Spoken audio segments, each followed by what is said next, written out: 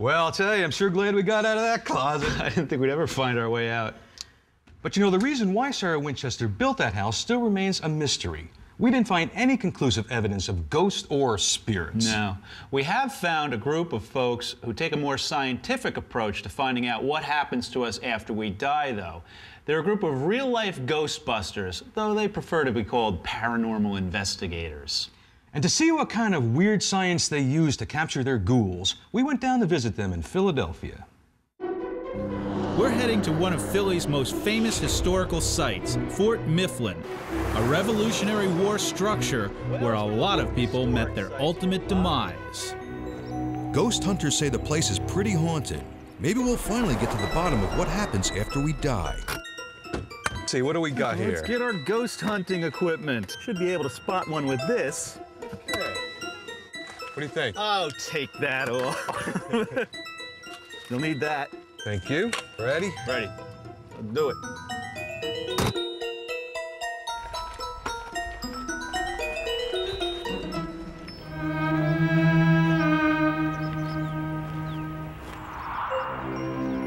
Here at historic Fort Mifflin, we're supposed to rendezvous with the South Jersey Ghost Research Team.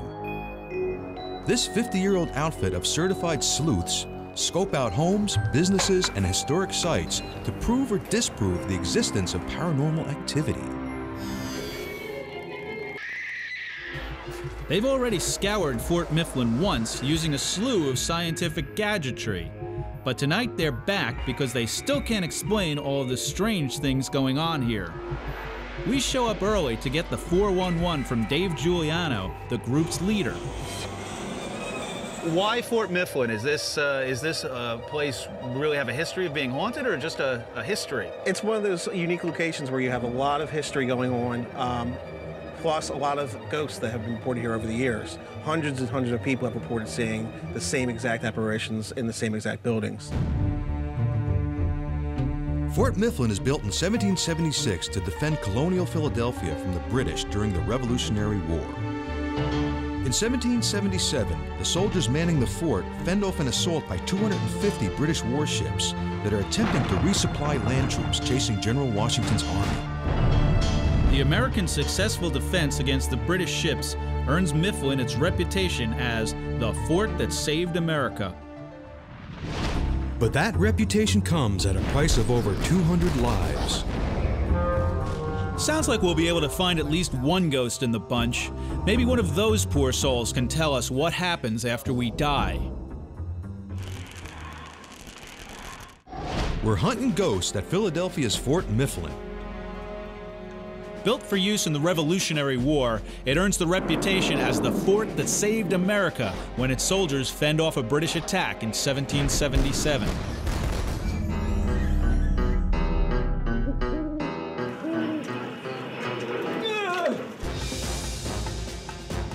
After dark, we join Dave Giuliano and his South Jersey Ghost Research Team to figure out if this historic fort is haunted.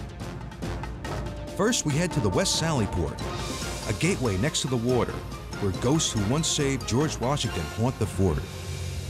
Now, Dave, we know you're a sensitive guy, but you don't like to come in this area, right? A lot of people don't like coming back here. They report feeling very heavy, like I'm already feeling a tightness in my chest. Really? That's basically what I'll feel back here. Some people reported sharp stabbing pains or headaches, a lot of like ailments, or just a general feeling that they don't really feel welcome back here, or it's very uneasy. In November of 1777, British ships firing from the waterfront try to blast their way into the fort through this doorway. They were able to line up one of their gunships and their cannons with this door and basically start shooting right into the fort.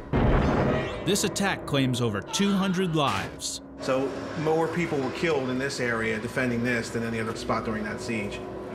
So you just have that atmosphere that a lot of people die. That seems to just hang in the air for years. The buildings and the stone itself and a lot of the iron act as a conduit to help trap energy in. Dave's team places EMF meters by the historic door to record this remnant energy. EMF stands for electromagnetic fields, which are energy fluctuations. They tell us these EMF meters measure the energy of the men who died here over 225 years ago. They did give Washington enough time to escape to Valley Forge, where it was too far for the British to reach him at that time. If that hadn't happened, the revolution might have ended right there. So this is a pretty important doorway right here. Yes, it is. While the team continues to record EMF fluctuations, we head over to the powder magazine, where investigators are taking pictures with digital cameras. Believe it or not, the digital cameras are often able to pick up energy in the form of apparitions. Camera there we have the time. Really? Well, check out this apparition I captured. Oh, come on. Ghost photographs are pretty common and have a long history that stretches all the way back to 1862, just when photography is becoming a mass medium. Boston hobbyist William Mumler, one of the first generation of shutterbugs, snaps this portrait. Lo and behold, he unexpectedly also captures the image of a ghostly figure. Soon enough, Mumler earns a reputation as the man who can summon the dead in his photos.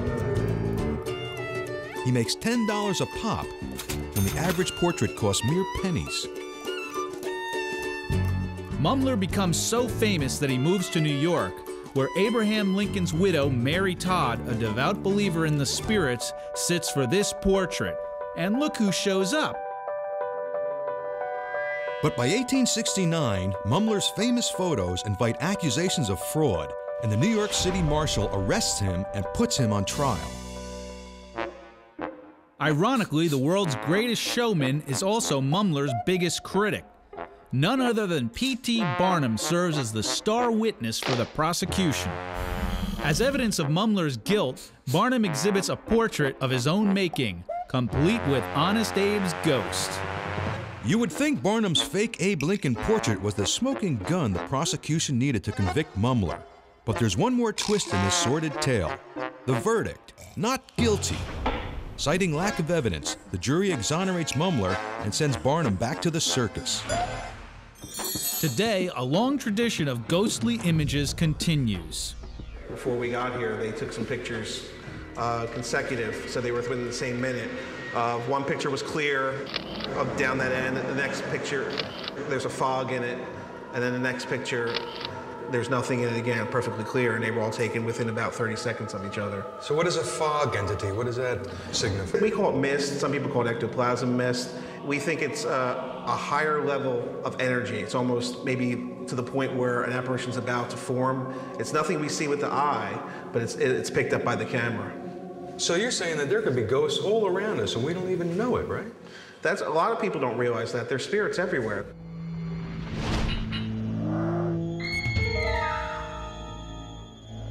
There's one more haunted historical site to see. The fort's prison. This looks like a dungeon in here. Well, during the Civil War, it was actually used to house Confederate prisoners, deserters from the Union Army, and just about anyone else that broke the law that didn't fit in the regular jail. What's your head? They must have been shorter back then. Ooh. A little bit further. It certainly This is looks casement haunted. number 5. Whoa. Hey, there's a party going on in here. It certainly wasn't a party here during the Civil War. In 1864, the fort's detention center housed 215 Confederate POWs, but the Union deserters were apparently kept right here, in this cell. This is where we've been doing mostly our EVPs, or audio recordings, electronic voice phenomenon, trying to obtain spirit voices on tape all night. We have a computer set up here, so we're actually able to view the sound wave as we're recording it, and then go back and listen to it to see what we've actually gotten. Is there anybody here with us tonight? EVP, or electronic voice phenomenon, is the inexplicable speech or whispering that mysteriously emerges on tape with or without a microphone. And tonight, the ghost hunters are carefully listening. Is there a particular spook that you're looking for in this casement here? This casement, it's one of the most famous is someone called Billy Howe. He was a prisoner that was hung here for murder during the Civil War, the only person ever hung here at the fort. Billy Howe is one of 200,000 soldiers accused of deserting the Union Army. In 1864, he receives a death sentence for killing a Union officer. The team has been tracking Fort Mifflin's elusive Howe. Investigator Amy Grove is hot on Howe's trail. Did you hear it's a whisper? Mm-hmm. What did it say? It's actually saying my whole name. I heard something, all right, but it could be just about anything. Let's hear that one more time, Amy Grove. You think they read it off your name? We think they read it off our name tag. Wow. So there is more on here, but I have to take it to listen to it. What's that? We don't know. Now that's really weird. But how do I know I'm not just imagining things? In 1936, researchers start attempting to capture voices of the dead on tape with little success. Today, ghost hunters have technology on their side. Dave's team uses special audio software to visually analyze the sound. You just sit here in total silence and record everything, or do you try to prompt the spirits into talking to you? We'll ask questions. We'll ask questions like, what's your name? What year is it? Anything that we think it might be, pertain to the area or the spirits here. Mm-hmm. You want to give one a shot? Yeah, definitely. Where's the beer? That should be good. That might actually get a response. Where's the beer? Well, it seems the dead are about as willing to speak to you as most living people. My bartender says the same thing. The ghosts clam up when we're around, but some voices were collected before we arrived. It's really quiet. It says, get back. That's why it's good to look at it too, because you can actually see where the noise is. I think I hear dead people. He's definitely saying get back, but get back to what? I think it's time for us to get back to the office. Okay, Dave, it's been a pleasure. Okay, take care. Let's play this one more time. How do we get out of this place? I don't know.